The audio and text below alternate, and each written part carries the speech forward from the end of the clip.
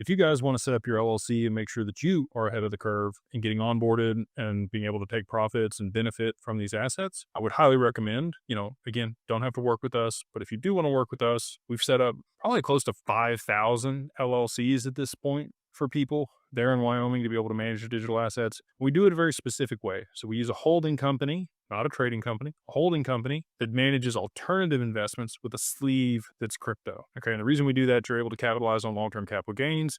We do as a single member LLC, unless you're in one of the 15 states that has a qualified joint venture where you and your spouse can contribute to a company without any tax implications. A single member is the way to do it to not have any tax implications.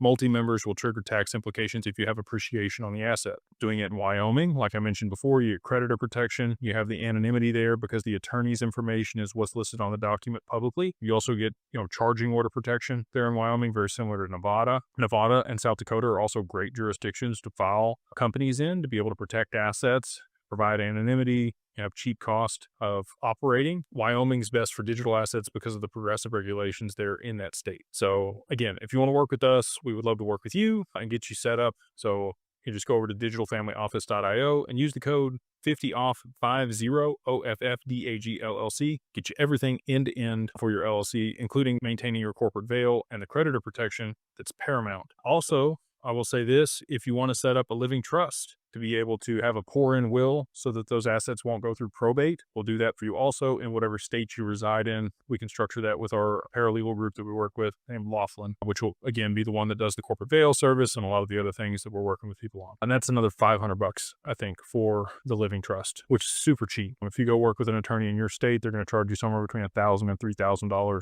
just for that living trust.